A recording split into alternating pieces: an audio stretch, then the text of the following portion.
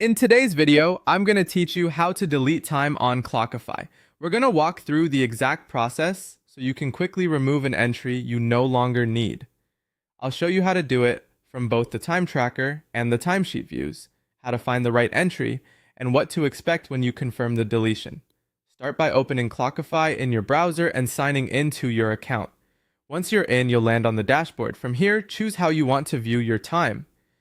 Time Tracker gives you a detailed list of entries, which is great for precise edits. Timesheet shows your hours in a weekly grid, which is handy if you work in recurring blocks. Pick the view you're most comfortable with. The deletion process is slightly different in each, but both are straightforward. Next, locate the time entry you want to delete. If you only have a few items, scrolling may be enough. If you track a lot of time, use search and filters to narrow things down by description, project, client, or date. Make sure you're on the correct day or week. It's easy to be on last week's page and miss the entry you're looking for. Adjust the date range if needed so the entry is visible. If you're in the time tracker view, find the specific row for the entry.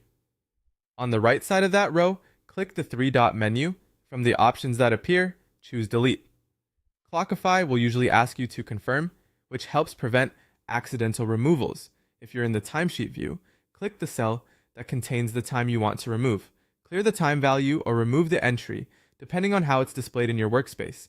Then save your changes. Some setups autosave, but if you see a save button, make sure to click it so the deletion is applied. When prompted to confirm, click yes or confirm. After you do, the entry will disappear from the list or the timesheet. That's your cue that it's been successfully removed. A few quick tips as you wrap up. If you don't see the option to delete, your workspace may have locked past periods or restricted permissions. In that case, you'll need to check with your admin or adjust the date lock settings if you manage them. Also, once you confirm a deletion, you generally can't undo it, so double check the date and description before you proceed. That's it.